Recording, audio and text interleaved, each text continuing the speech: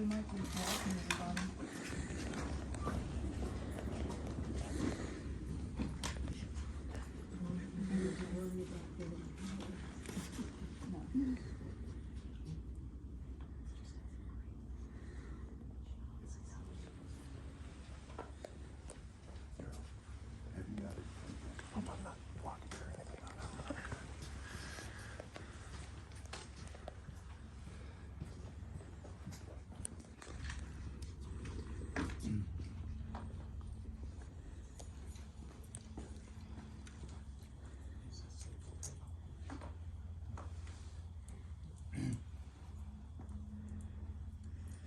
Good afternoon. On behalf of the Southern Arizona Veterans Memorial Cemetery, Arizona Department of Veteran Services, I'd like to extend our condolences to you and your family for your loss. At this time, we are going to render military honors.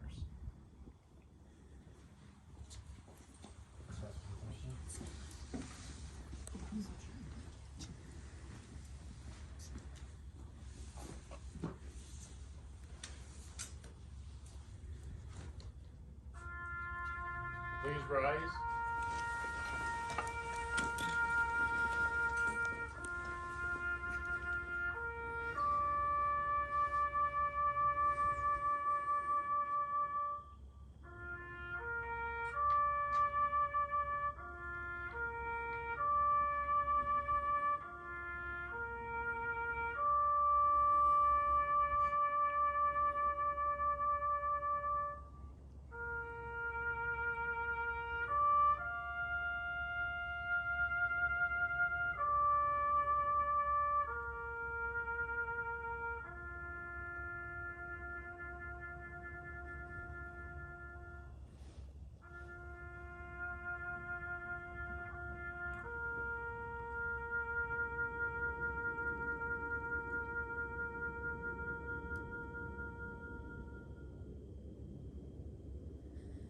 Please be seated.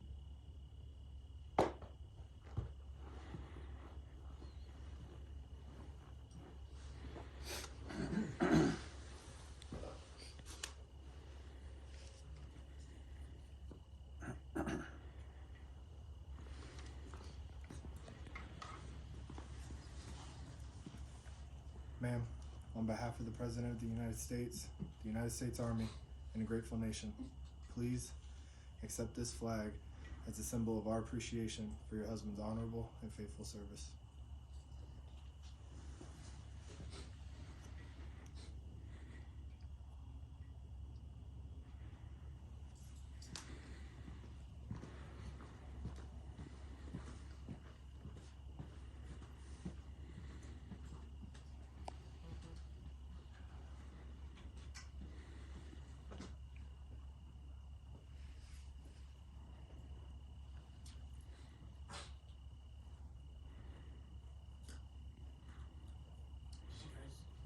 Did you have some folks that want to say a few words?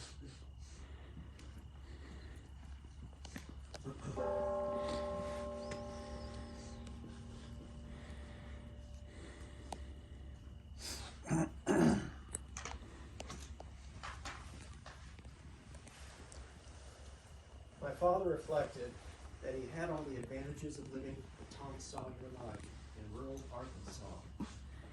His family had a large farm that he worked in, played in, learned to drive on, to plow, to raise many kinds of crops. He knew how to prepare the land, to plant, to care for plants and trees and animals, to harvest, to prepare and preserve food for the winter months. He also learned to care for the many varieties of animals that worked the fields or were harvested as food. He learned how to do so many things from warm, patient teachers.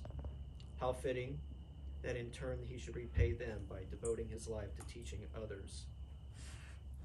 He was always grateful to those who taught him life's lessons, directly or indirectly. He considered all those people a part of himself. They were all his mentors, and they stayed alive inside him until the day he died. My father's father, William Samuel Cooke, never pushed any of his children to do anything that they were not truly passionate about. He didn't expect them to become a farmer like him, and so they all just kind of drifted into doing what they wanted to do. That's what he wanted for them, to have them find their passion and dive in. And that's exactly how my father treated his own children, offering gentle guidance when needed, but never steering us away from our passions. His own passion, of course, was the theater. When he was a young man, unsure of what he was going to do with his life, his father managed to get them 2 front-row center tickets to Arthur Miller's Death of a Salesman, playing in Memphis. It was a touring version of the Broadway production, and all the original cast was in it, except for the actor playing Willie Loman. According to my father, it was, quote, a magnificent production, and sitting in the dark theater beside my father, who was a lot like the Willie Loman in his struggles with alcoholism, I experienced feelings I had never had before. The play gave me an understanding of this tormented man I had never had before. An understanding I couldn't put into words, but it was profound. When the curtain went down, there was silence in the hall for several minutes, and then the stunned audience came to life with a roar of applause, and I felt that I had to be part of something this powerful, something that could have such a profound effect on a human being, unquote. My own early life is filled with memories of the many plays my father directed at the University of Tennessee. They had a similar profound effect on me, especially his artistic, oftentimes expressionistic use of set design, lighting, and sound effects. For a theater director, he had a very cinematic flair. This, I am sure, inspired me as I cultivated an interest in filmmaking. My father said, quote, many much wiser than me have written on the meaning of life, and none have come up with a satisfactory answer. I always liked the Mexican bullfighter, Carlos Aruza's words, plant a tree, have a child, and write a book. Well, I have planted many trees, a few with great success, had 2 wonderful children, wrote a thesis and a PhD dissertation, and I have written a few published articles on various aspects of theater, but I have never actually written a book. But as we all know, he did write a book. Maybe not literally, but in a body of work that would make the most ambitious person envious. The chapters in his book of life included the many plays he directed, the countless courses he taught, the alliances he forged, and the hundreds, maybe thousands of lives that he touched and inspired. He left us with these words: I am fond of reciting the list of qualities that guide a Boy Scout. A Scout is trustworthy, loyal, helpful, friendly, courteous, kind, obedient, cheerful, thrifty, brave, clean, and reverent. That's a tall order, but most of my life, I was able to follow the code.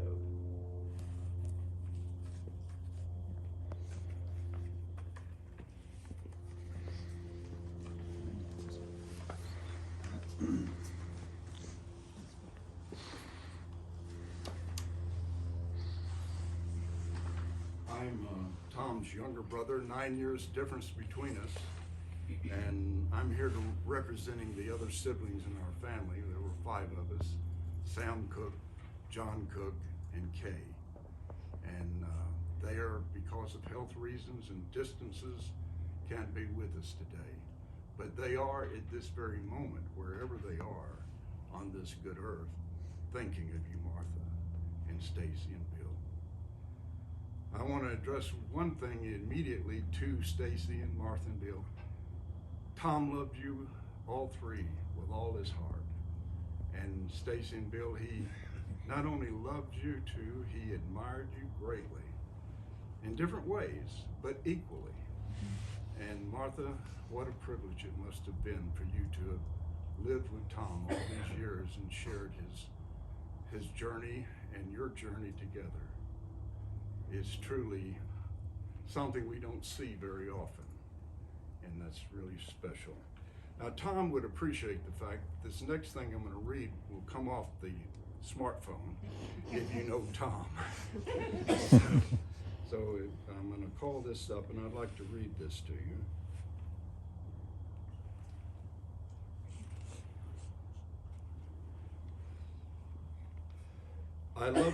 I love you, Arizona, the mountains, deserts, and streams, the rise of Case Oasis, and the outlaws I see in my dreams.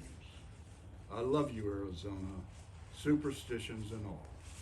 The warmth you give at sunrise, the sunsets put music in us all. I love you, Arizona, desert dust on the wind.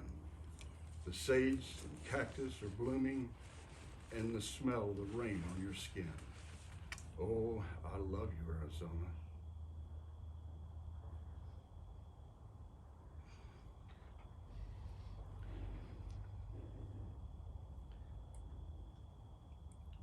Your magic in me.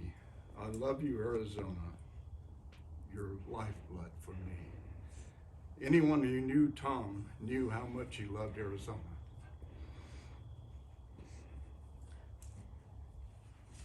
He and Martha, when they first came to Fort Huachuca, determined from that experience on that someday, somehow, they would retire in Arizona. And regardless of all of the travels and experiences my brother had, he and Martha did eventually come together in Arizona and were able to live here 2 decades, 20 years together in this beautiful state that they loved. My memory of Tom, of course, is all of the childhood experiences, but also in those last 2 decades, I got to know him so much better than ever before because there was 9 years differences in our age.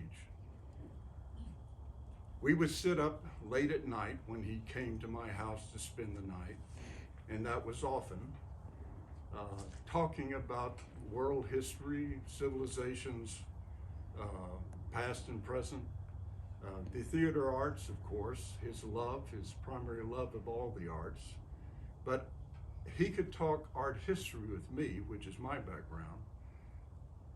Well, he knew it as well as I did. He was quite accomplished in his reading and learning.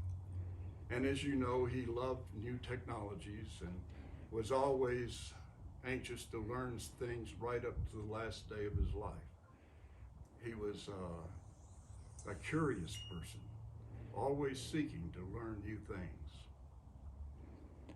When we would stay up late at night, and I mean late in the morning, 3 or 4 o'clock in the morning, we would quote poems back and forth. He, of course, would recite Shakespeare, and I would recite Robert Frost, and we would eventually end up reciting the ballads of Robert Service, and we had a lot of fun doing that. But what brings me to this final statement that I'd like to make, that he asked me several times to quote a poem by Christina Rossetti, who was a contemporary of Elizabeth Barrett Browning. He loved this poem, and I thought it would only be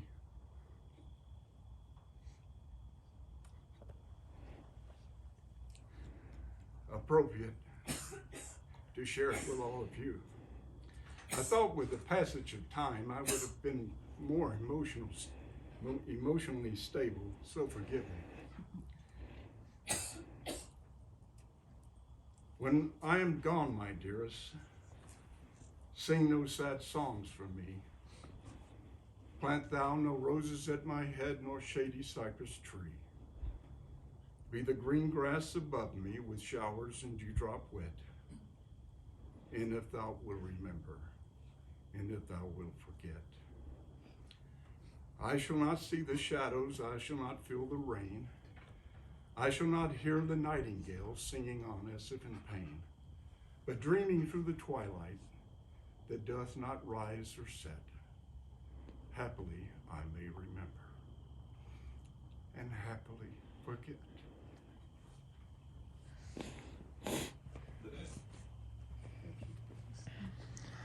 That's well good.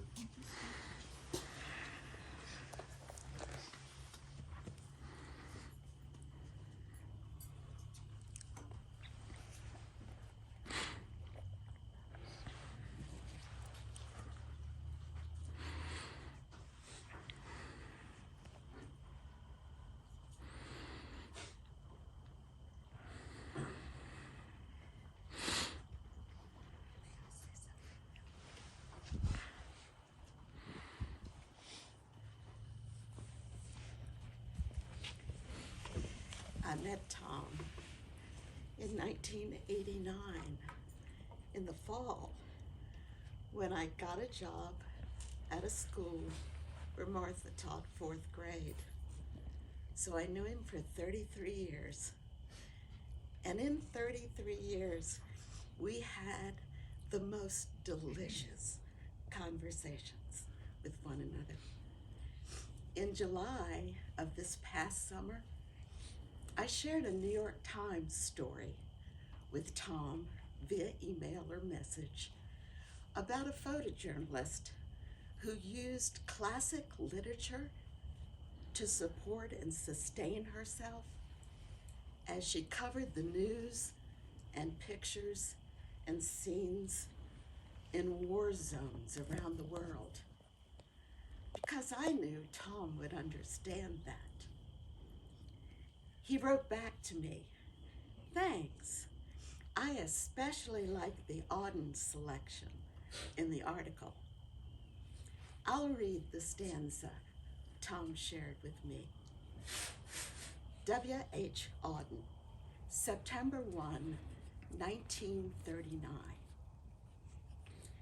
Defenseless under the night, our world in stupor lies, yet dotted everywhere, ironic points of light flash out wherever the just exchange their messages.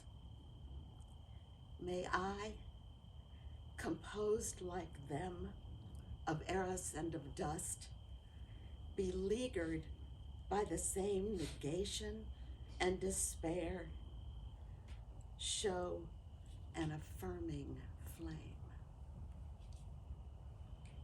I am forever grateful for the affirming flame Tom Cooke was in my life. Thank you.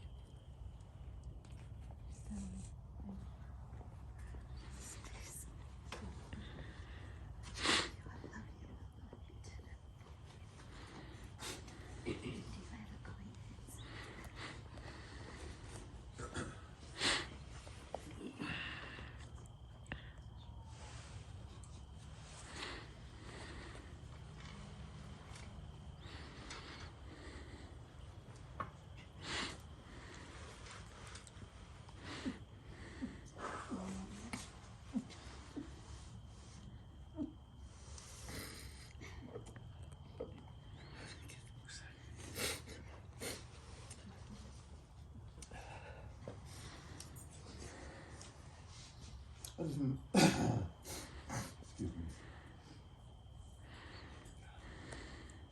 My relationship with Tom wasn't through theater, but he was theater every moment I knew him. I knew Tom as a wildlife scientist. When it came to Savano, he started sending Sally and I, photographs of birds, different mammals, different wildlife that was in his backyard or that he would come across. And my work has to do with mammals. And an article came out of a research I read about bobcats. At the same time that I heard about Tom. And so the story I want to tell you today about Tom, he sent us a photograph of a female bobcat and her kittens that had nested under one of the cactuses in his yard.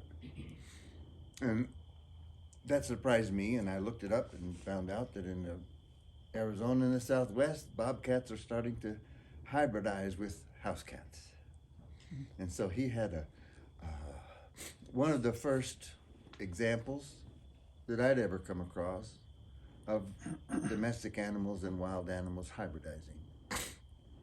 And this article I just came across a couple of weeks ago, about a week ago, talked about that across North America, the bobcats are moving into the cities. They're urbanized. They'd rather live in the urban near houses than in the woods. And so I wanted to mention that, but because for me, that was my relationship with Tom as a scientist, as a biologist, and that's how he and I were able to relate and get all of the things from Martha. And I just wanted to mention that beyond his theater work. Dear Martha.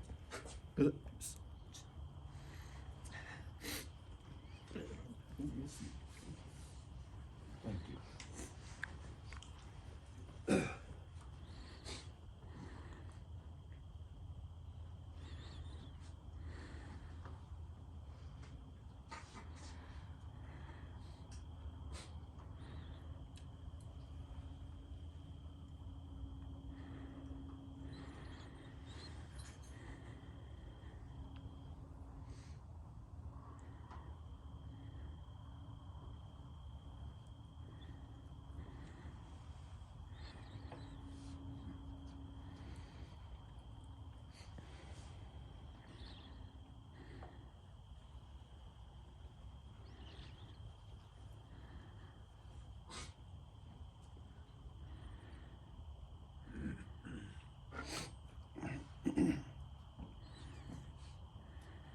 Was there anyone else who'd like to stand up and speak before we conclude the service?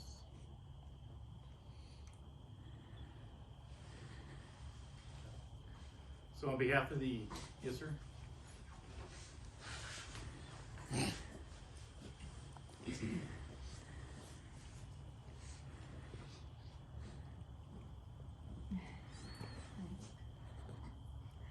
I couldn't come all the way from Tennessee and not say at least a word. I guess in some ways I represent the hundreds and thousands of young men and women, now grown adults, who Tom nurtured and taught. Even though Tom was a professor and a teacher of theater, he really taught us as explorers to explore, not just accept, to walk another step further. And for someone like myself, who had no intention of going into theater in my life, I was in a play that he directed called The Serpent, which was a very abstract play, not a traditional Shakespearean play or anything, but changed the course of my life forever and helped me understand the nature of Tom's gentle direction. Unlike some directors and teachers who make sure that you understand they are the leaders, they know more than you, Tom was the opposite of that. it was as if he felt you knew as much as he did, even though that wasn't the case. And ultimately, the steps that you took were guided silently and gently by him until you owned it and felt like it was your own. And I'm sure a lot of you have seen the NCAA ads on TV that says, you know, there are thousands and hundreds of thousands of students who go to college and participate in an NCAA sport, but do not spend the rest of their life in that sport. That was true of everybody that Tom taught. Some of us went on and spent our lives in the creative world, but many did not. Yet they take those lessons, that issue of discovery, the sense of, in our world, ensemble, where there's something greater than you that you are participating in. And it was a gift of life. And in the past week or so, I can only share that there are hundreds of people who have made those testimonies online about their lives and Tom's impact on them. And certainly on behalf of them, thank Tom so much for his life, and thank you all so much for being with him as his family. Thank you.